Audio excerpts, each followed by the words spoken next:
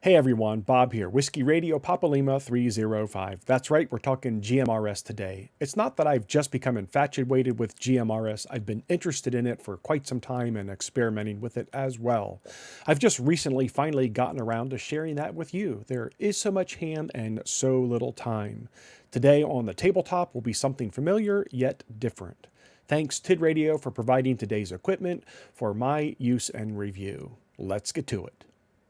Most of us are aware that radios like this are mass-produced in Asia and then private labeled for different distributors, and today we're looking at the Tidradio version. In addition to having 30 GMRS frequencies programmed into the H5 radio, there are 219 open channels.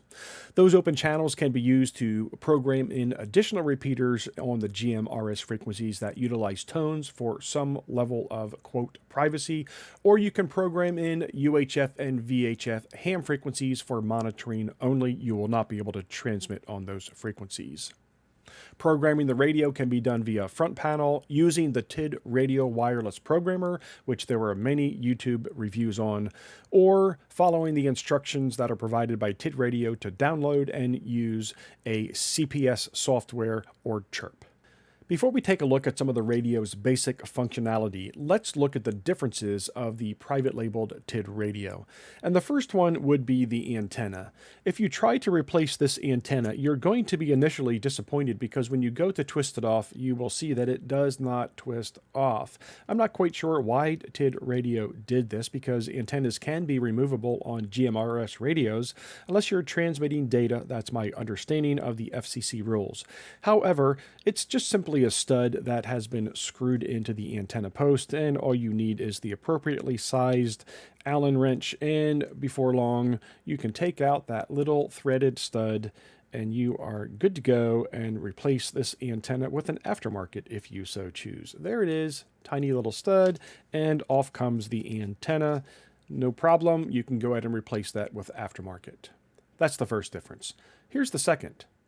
It's the amount of gear that you get for the money you pay. It is absolutely crazy what you get for $70. You get the quick start guide that tells you how to use a programming software. You get a pretty well-written English manual that gives you the basic functionality. Of course, you get your 2 lanyards, you get your 2 belt clips which do attach to the 2 batteries. So 2 batteries, 2 belt clips, 2 power bricks, 2 USB charger cables, a programming cable for the radio. We never get those with our BaoFeng type radios, do we? 2 speaker mics. Okay, are you getting the picture here? 2 of everything for $70. Crazy. I said 2 batteries.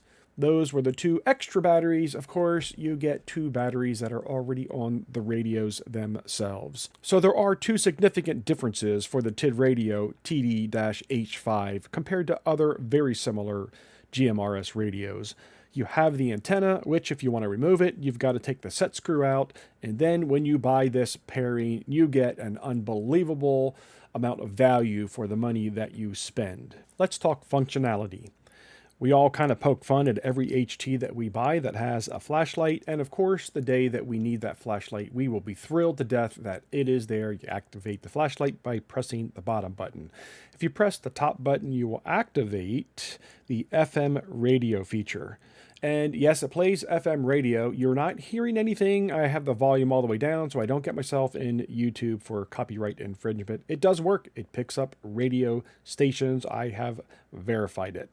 When you press again, you go back to the frequency you left when you first pressed that FM radio button. Let's talk about charging. And this is where I wish that Yaesu and ICOM would pay attention to the manufacturers in China of these very cost-efficient radios. We have USB-C charging. This is what we want, everybody. And the low-cost vendors, the low-cost sellers and manufacturers of our ham and GMRS gear, they're the ones that seem to be providing us with this upgrade. When are the majors going to get on board with this? This is what we want. You can charge the battery independent of the radio, or you can charge the battery while it is on the radio. No problem. And of course, no HT is complete without having NOAA weather channel scanning capability. The way that you achieve that on the Tidradio H5 is by pressing the button that has the blue cloud and holding it in place until it begins scanning. It will stop at the strongest frequency channel that it picks up, and it will broadcast until you push it to another frequency. If you're not happy with the reception on that first one, I'm on channel 5, if you press the up or down arrow, it will scan until it finds the next frequency that is stronger, and right now 5 is the strongest. Oh, it just picked up 1.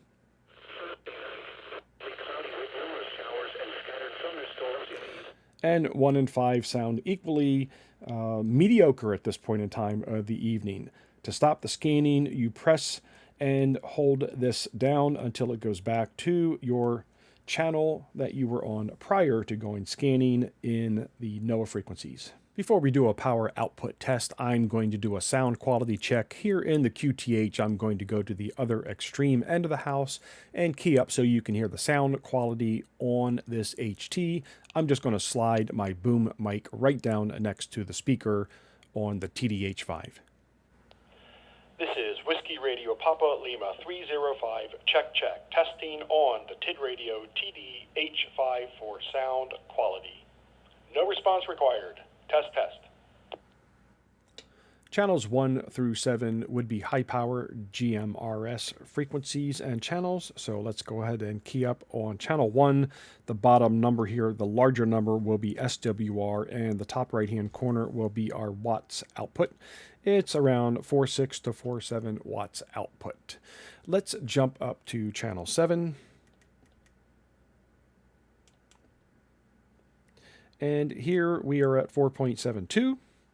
Let's jump up to the first repeater frequency, which would be 023 channel. And here we are at 450, 453, 443. And now let's jump up to channel 30, which would be the last frequency channel pre-programmed in. And here we are at 451, 453 watts output. The Tidradio TD-H5 is a great mid-range, full-featured budget radio, and by budget I mean only in cost, not in quality and features. Of course, there are more expensive radios, and of course there are lesser expensive radios. This is right there in a sweet spot of good features, good quality, and budget. Hope you found this helpful, friend. Talk to you soon. 73.